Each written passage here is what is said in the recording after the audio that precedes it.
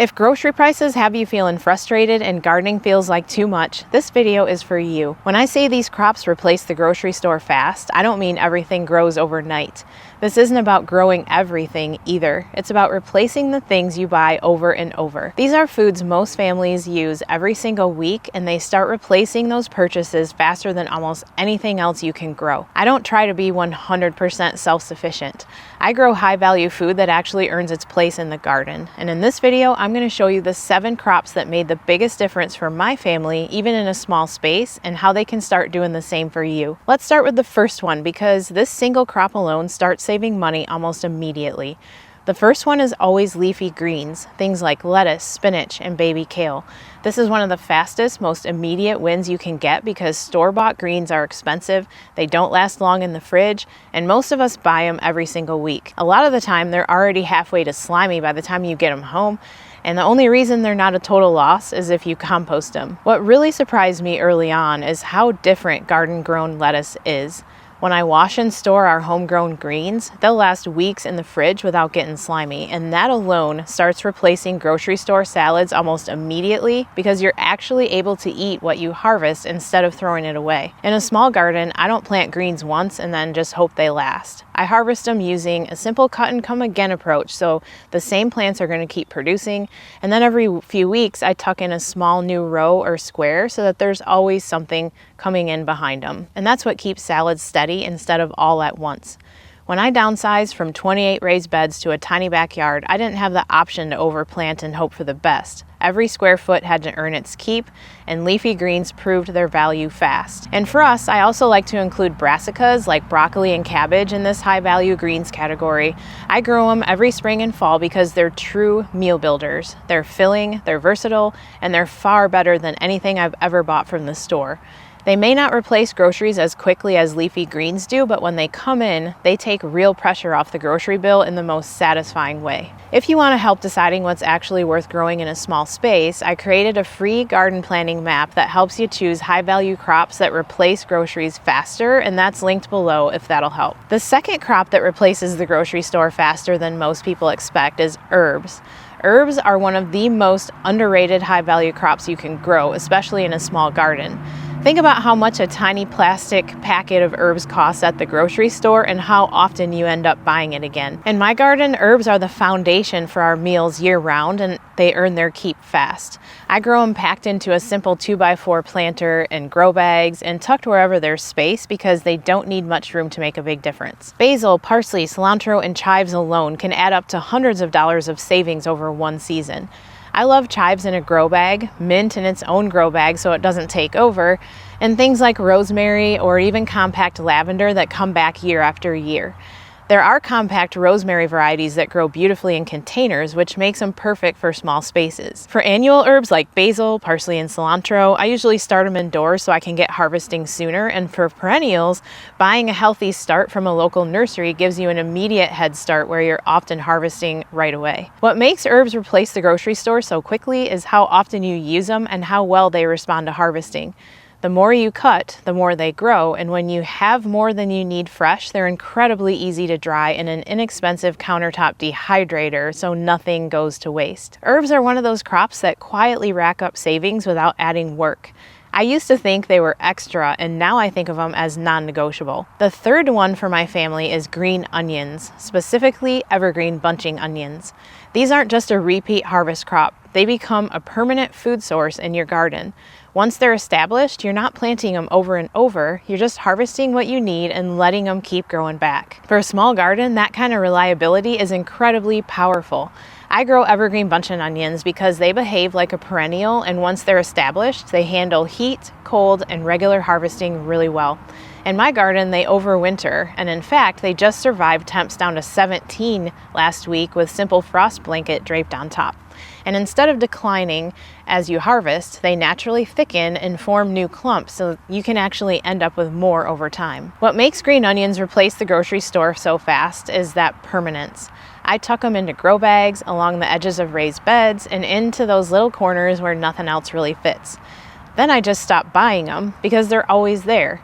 They taste so much better than the limp, nasty bunches at the store, and they go into almost everything, like eggs, soups, tacos, salads, potatoes, etc. And for a small garden, this is one of the highest value crops you can grow because once it's in place, it just keeps feeding you. So that's leafy greens, herbs, and green onions. The fourth crop that consistently earns its space is peppers. Peppers aren't fast to mature, but once they start producing, they replace grocery store purchases over and over again. And what many people don't realize is that they can behave like a perennial if they're overwintered the right way. Most pepper plants are indeterminate, which means the more you harvest, the more they keep producing. And what also makes peppers such a high value crop is how expensive they've become at the store. Even basic organic bell peppers can run $3 or $4 per pepper, and there's something a lot of us buy regularly.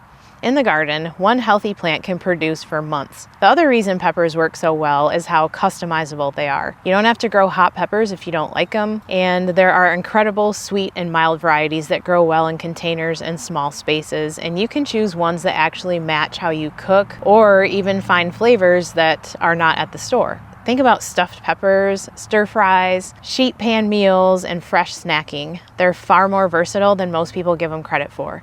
And when you have more than you can use fresh, peppers are easy to freeze or dehydrate, which stretches that value even further without adding a ton of work. And speaking of paying you back, the fifth crop does that in a completely different way because it doesn't just taste better, it replaces entire foods you stop buying. Tomatoes are another one that completely earned their place, but not for the reasons most people talk about.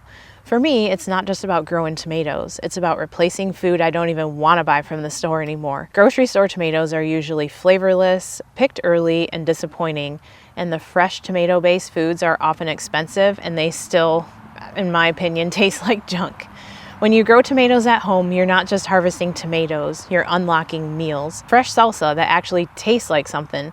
Sauce made from real tomatoes instead of a jar.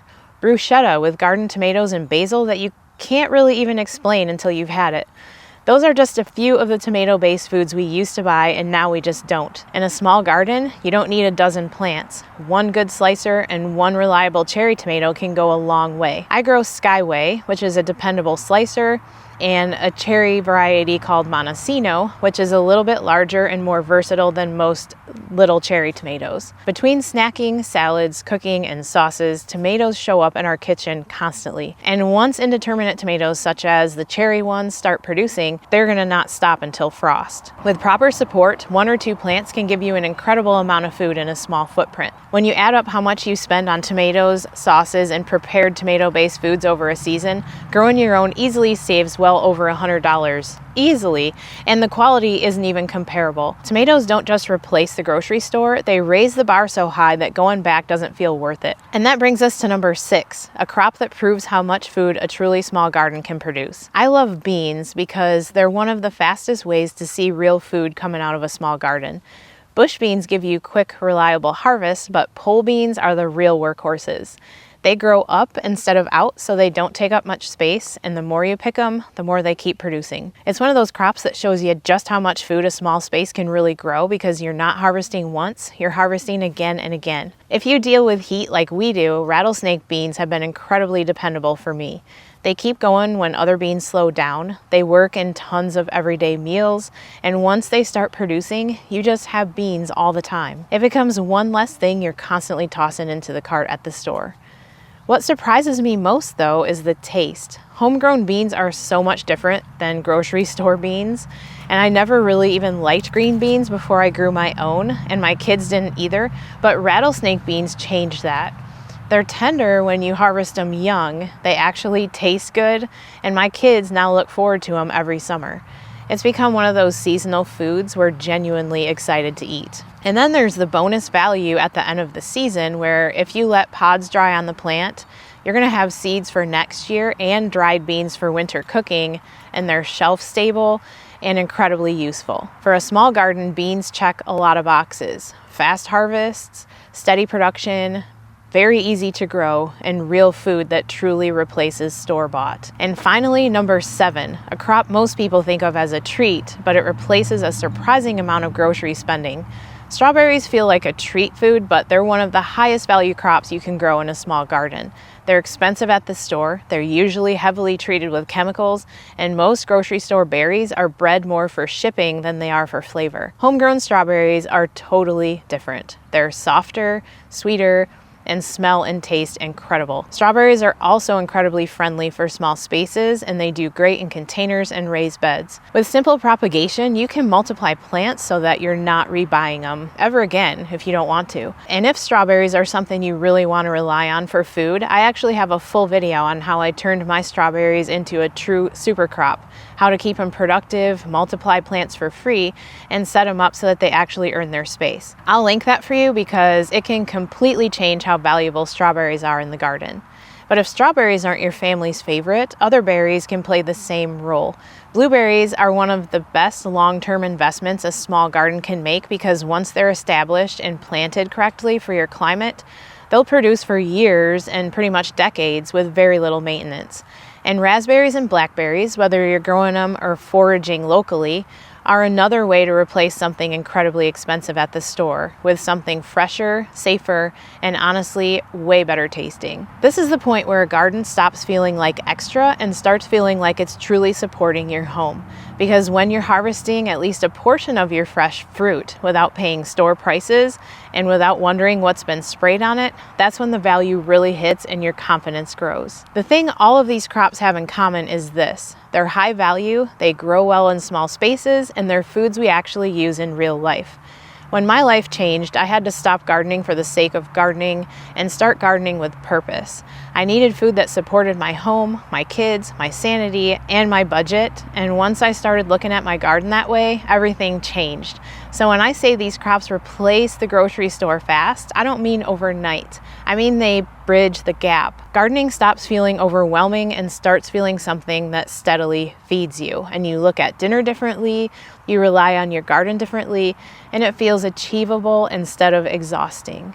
If there's one thing I hope you take away from this video, it's this: you don't need a huge garden, and you don't need to grow everything to make a real impact. If you're planning a garden right now or trying to fix one that's not working, I've linked my free garden planning map below. It's the exact framework I use to decide what's worth growing so I don't overplant, waste time, or feel behind anymore. And next, I'm going to walk you through the simple system I use to plan my entire garden so it actually fits real life and not someone else's version of it.